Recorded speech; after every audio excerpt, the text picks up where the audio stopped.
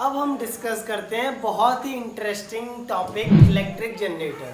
अब electric generator तुमने अपनी डेली लाइफ में देखे होंगे, कहाँ पर? शादियों में, जहाँ पर सबसे ज़्यादा ज़रूरत होती है लाइट की, जो आवाज़ करता है फटफट फटफट करके, और फिर पूरा जो भी तुम जितना ज़्यादा इलेक्ट्रिसिटी तुम्हें चाहिए तुम उसका यूज़ करते हो और बहुत सारा खाना बर्बाद करते हो। ठीक, तो पहले सबसे पहले इलेक्ट्रिक जनरेटर समझते हैं, फिर आगे डिस्कस करेंगी कैसे इसका काम होता है और जो भी सारी चीज़ें। डायग्राम इतना बड़ा बनाया मैंने। ठीक, तो देखते हैं इलेक्ट्रिक जनरेटर। पहली बात, कैसे इलेक्ट्रिक मोटर और electric generator, point of difference क्या?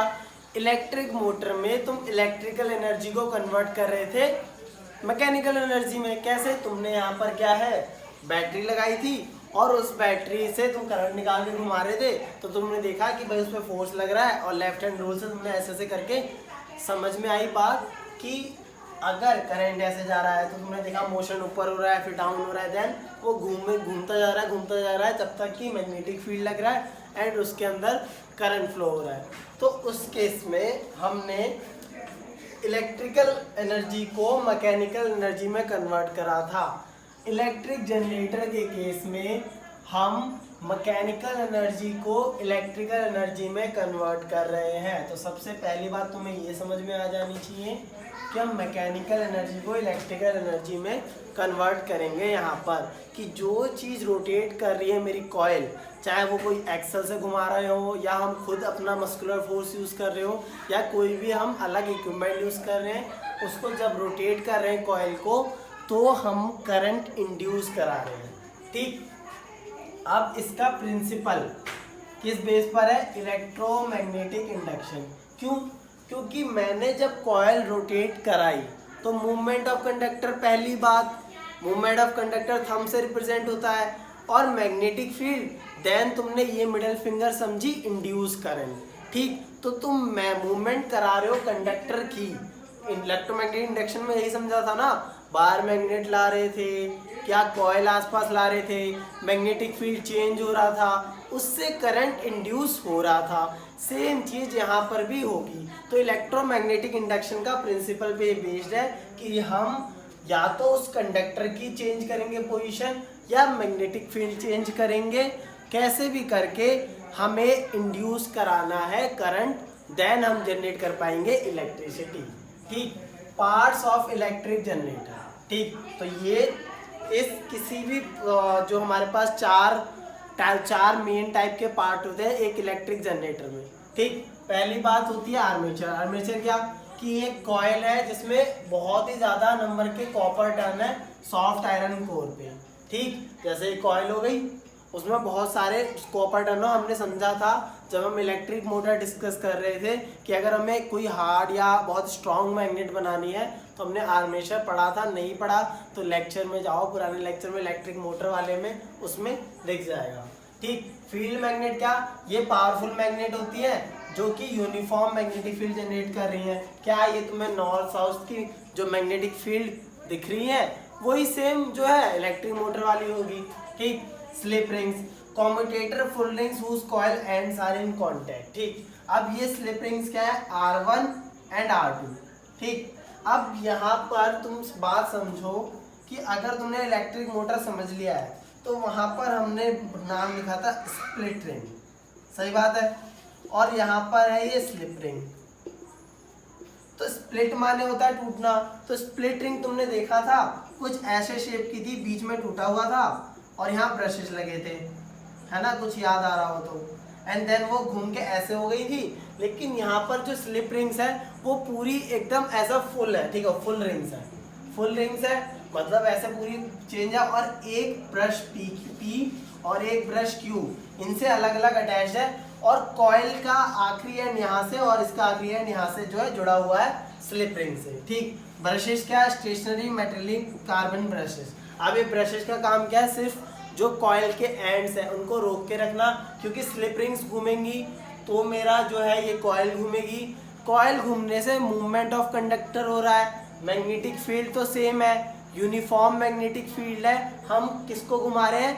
कंडक्टर को घुमा रहे हैं। जो कंडक्टर घूम रहा है, मूवमेंट ऑफ कंडक्टर हो रहा है। ठीक, मूवमेंट ऑफ कंडक्टर हो रहा है, मैग्नेटिक फील्ड जब लगातार फ्लो कर रहा है। अब मैग्नेटिक फील्ड तो देखो, बात समझो, मैग्नेटिक फील्ड ऐसे लगा हुआ है। अब यहाँ पर मैं बीच में ये कंडक्टर जो है ऑरेंज वाला लाऊं और ये पिंक एंड रेड वाले क्या है, मैग्नेट। ठीक, ये स्टेशनरी है। अब ये मेरा जो है ये घूम रहा है। ठीक, जब ये मूव कर रहा है ऑरेंज वाला, इसका मीन्स कि मेरा कंडक्टर घूम रहा है। अब जब कंडक्टर घूमेगा मैग्नेटिक फील्ड चेंज होगा जो कंडक्टर से पास हो रहा है, तो इससे मेरा करंट इंड्यूस होगा। ठीक ठीक, अब ये बात तुम्हें समझनी है। तो हमारे जनरेटर दो टाइप के होते हैं, एक एसी जनरेटर, एक डीसी जनरेटर। एसी जनरेटर क्या, जो ऐसा करंट प्रोड्यूस करे जिसकी डायरेक्शन चेंज हो पीरियडिकली, कि मतलब 100 सेकंड पे कुछ है, देन दोबारा डायरेक्शन चेंज हो गई, तो ऐसा कोई करंट प्रोड्यूस करे जिसकी डायरेक्शन चेंज हो। तो एसी जनरेटर है तो हम इसको लिख लेते हैं, डायरेक्शन चेंजेस विद टाइम। ठीक, अभी हमने दो चीजें समझी, प्रिंसिपल समझा कि इलेक्ट्रोमैग्नेटिक इंडक्शन पे बेस्ड है, और इसके पार्ट समझ लिए, है ना। अब इनका जो काम है, पार्ट समझ में आ गया, कहाँ कहाँ प्लेस है, ब्रश है, पी क्यू कॉइल से अटैच है, ये स्लिप रिंग्स है, पूरी घूमने में मदद करेंगी। अब इसको हम घुमा, शाफ्ट है, शाफ्ट क्या है, शाफ्ट एक्सल से जुड़ा होगा जो इसे घुमाने में मदद कर रहा होगा। ठीक, तो आगे का एक और पार्ट होगा जो इसे घुमा रहा होगा, तो ये चीज घूम रही होगी। ठीक, ये चीज घूम रही है क्लॉकवाइज। ठीक, इसकी एक्सिस ऑफ रोटेशन ये मान लो। ठीक है, तो एक्सिस ऑफ रोटेशन मतलब जहां पर से जिसको सेंटर मान के कोई चीज घूमती है। ठीक, जैसे ये है मेरे पे मार्कर, अगर मैं इसको बीच से घुमाऊं, ऐसे पकड़ के घुमाऊं, तो इसका एक्सिस ऑफ रोटेशन इसके जस्ट बीच से पास हो रहा है। सेम चीज यहाँ पर एक्सिस ऑफ रोटेशन इसके बीच से पास हो रही है और ये क्लॉकवाइज रोटेट कर रही है। इतनी बात इनफ है मेरे को प्रिंसिपल और कंस्ट्रक्शन समझने में। अब हम समझते हैं इसकी वर्किंग, कि कैसे इलेक्ट्रिक जनरेटर, जो ये एसी जनरेटर है, सबसे पहले एसी जनरेटर समझेंगे, देन डीसी जनरेटर। तो एसी जनरेटर में करंट कैसे प्रोड्यूस हो रहा है और क्यों उसकी डायरेक्शन चेंज हो रही है। ठीक, अब देखते हैं इसकी वर्किंग। अब कुछ चीजें हमने इसके कंस्ट्रक्शन से समझी। क्या क्या चीजें, कि ये एक कॉइल का एंड एक ब्रश से अटैच होगा, दूसरा कॉइल का एंड दूसरे ब्रश से अटैच होगा, P से अटैच है ये वाला एंड और Q से अटैच्ड है ये वाला एंड। इसको कैसे समझोगे, जैसे ये स्ट्रक्चर है, इसको यहाँ प्लेस करोगे। ठीक, तो जो मेरे पास यहाँ पर देखो, ये दो एंड्स है मेरे कॉइल के, तो एक एंड P से अटैच होगा, एक एंड Q से अटैच होगा, और यहाँ पर लगी होंगी स्लिप रिंग्स। ठीक, इस वाले पॉइंट पे स्लिप रिंग्स लगेंगी जो इसको मूवमेंट करने में हेल्प करेगी। कुछ इस तरीके से ये रोटेट कर सकता है। अगर स्ट्रक्चर को देखो, ठीक है, स्ट्रक्चर को देखो, तो ये इसको रोटेट करने में हेल्प कर रहा होगा, ये स्लिप रिंग्स वगैरह। ठीक, तो ये स्लिप रिंग्स का काम है इसको रोटेट कराने में मदद करना। यहाँ पर एक एक्सल लगा हुआ जो एक्सिस ऑफ रोटेशन को क्लॉकवाइज घुमा रहा होगा। ठीक, तो हम वर्किंग का एक एक पॉइंट देखेंगे कि कैसे वर्किंग में करंट फ्लो कर रहा है। अभी देखो, अभी मैंने डायरेक्शन ये बना दी है करंट की, इसको सब भूल जाते हैं। ठीक है, कोई डायरेक्शन नहीं है, हमें कुछ नहीं पता अभी।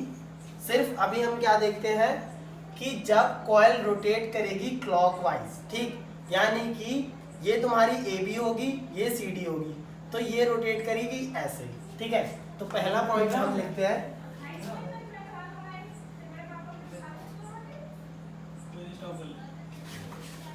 क्या, अब पहला पॉइंट क्या, कि as the coil starts rotating. ठीक है, अब कॉइल क्लॉकवाइज रोटेट कर रही है, ABCD क्लॉकवाइज रोटेट कर रही है। ठीक, तो तुमने क्या देखा, मूवमेंट हो रही है, AB की मूवमेंट हो रही है अप और CD की मूवमेंट हो रही है डाउनवर्ड्स। सही बात है, देखो ये चीज है। अब तुम्हारा जो ये चीज है AB, ये मूव कर रहा है ऊपर और CD जा रहा है नीचे। देखो, अब तुम्हारे पास ऐसा कुछ डायग्राम था। ठीक, अब जब मैं रोटेट कर रहा हूँ क्लॉकवाइज, तो AB जा रहा है ऊपर जो मेरे राइट हैंड में है पार्ट, और CD जा रहा है नीचे। ठीक, ये AB जा रहा है ऊपर, CD जा रहा है नीचे। ठीक, तो AB जब ऊपर जा रहा है, अब फ्लेमिंग्स का हम यूज करेंगे राइट हैंड रूल। ठीक, क्या देखो ये ऊपर जा रहा है ऊपर, और मैग्नेटिक फील्ड की डायरेक्शन क्या है जो मैंने दिखा रखी है। तो तुम करंट देखो कैसे इंड्यूस हो रहा है, करंट इंड्यूस होता हुआ दिख रहा है तुम्हें ऊपर की साइड, ठीक है। देखो मूवमेंट ऑफ कंडक्टर ऊपर, मेरा थंब बाहर आ रहा है ऊपर होता हुआ, और साथ में ये इसकी करंट की डायरेक्शन क्या हो जाएगी ए, ठीक है।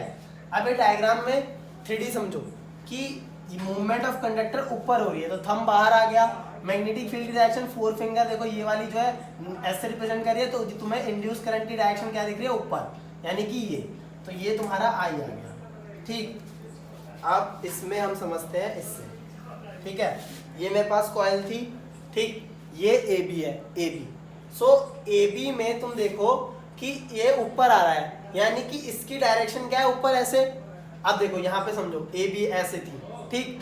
अब ये ऊपर रोटेट कर रही है तो थंब की डायरेक्शन देखो ऊपर, और magnetic field north to south है, तो करंट जो आ रहा है वो ए टू बी जा रहा है ना, ऊपर की डायरेक्शन में।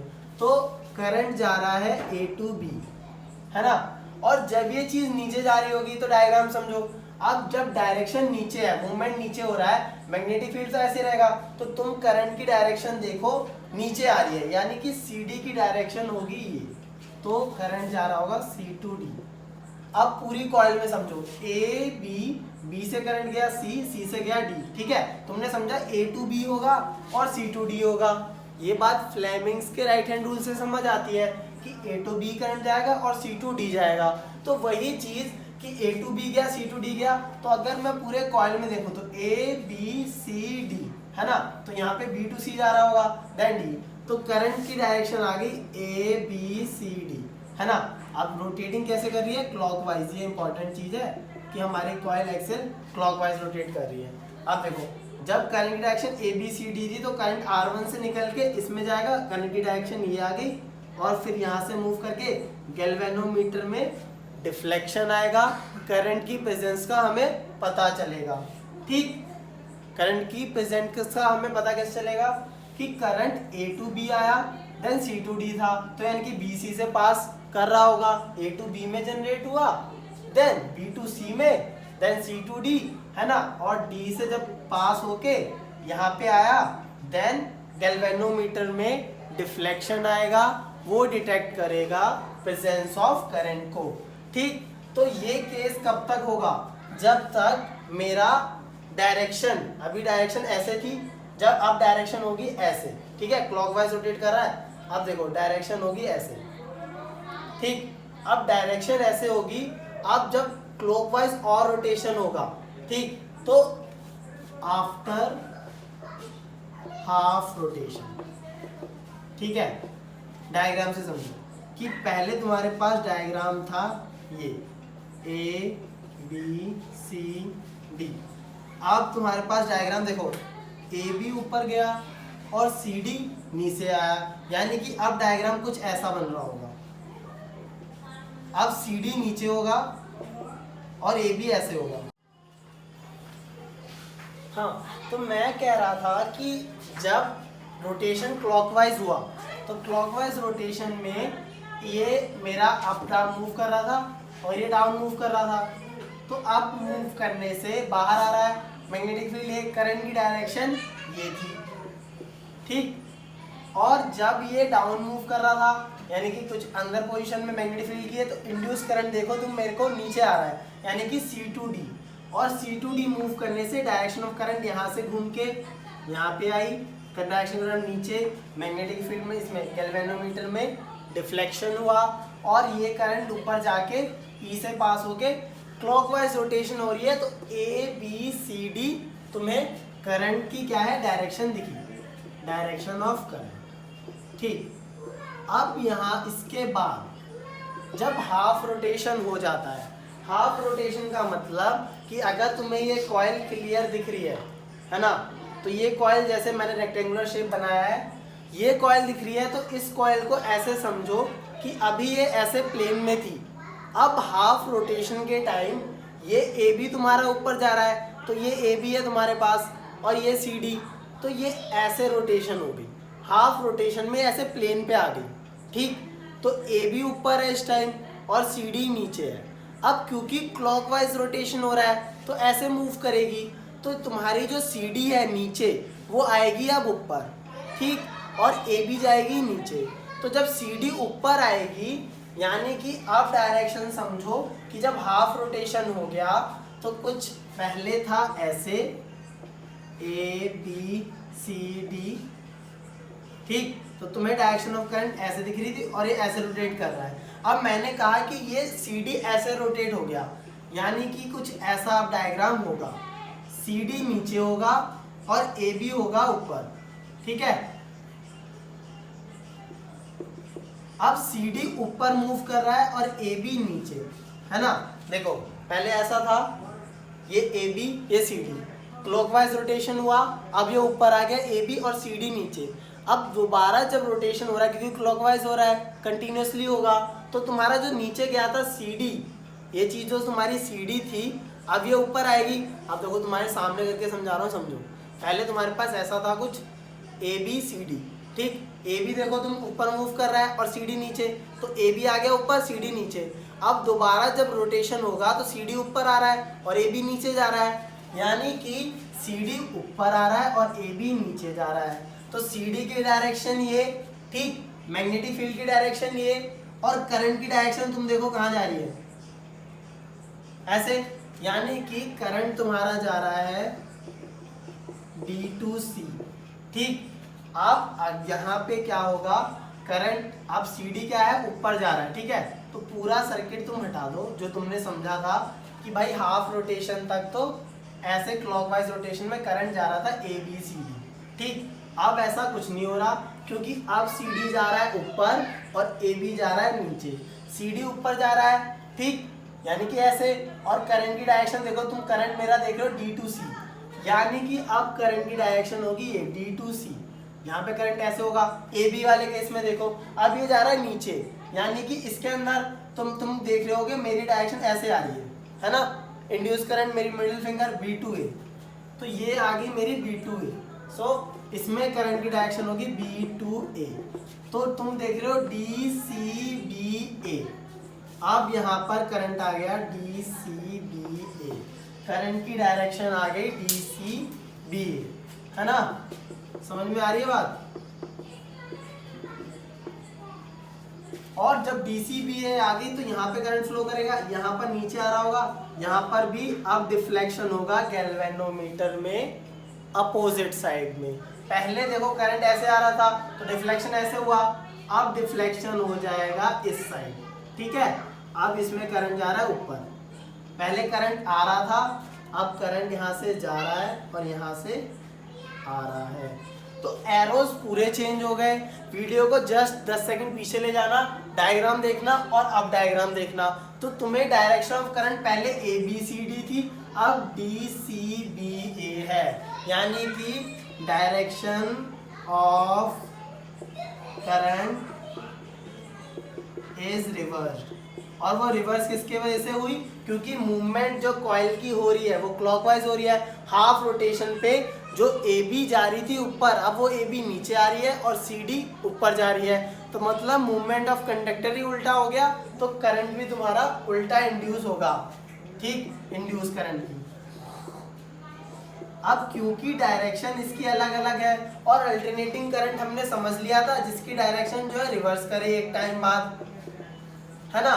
तो यहाँ पर तुमने क्या समझा कि ऐसे थी, जब ऐसे आया तो दोबारा से इसको CD ऊपर जा रहा होगा, AB नीचे, एंड जब ये दोबारा मूव करेगा तो ऐसे मूव करेगा, है ना। तो ये दोबारा से अब CD जा रहा होगा नीचे, CD दोबारा से नीचे और AB दोबारा से ऊपर, यानी कि देन दोबारा करंट क्या हो जाएगा, ABCD फिर DCBA फिर ABCD फिर DCBA। सो तुम अब बात सबको समझ रहे होगे कि डायरेक्शन ऑफ करंट क्या है, रिवर्स हो रही है इंड्यूस की, और क्या है, पीरियडिकली रिवर्स हो रही है।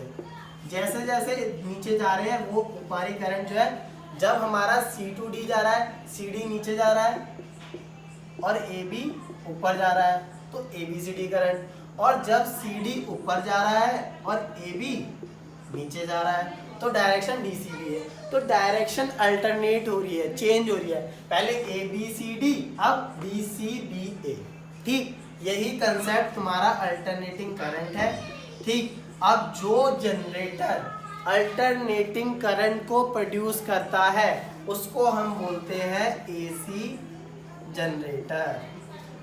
ठीक, तो हमारा ये कंसेप्ट था एसी जनरेटर का, जो अल्टरनेटिंग करंट जनरेटर है, अल्टरनेटिंग करंट जनरेट करेगा, वो एसी जनरेटर है जिसकी डायरेक्शन तुम देख रहे हो ए बी सी डी से।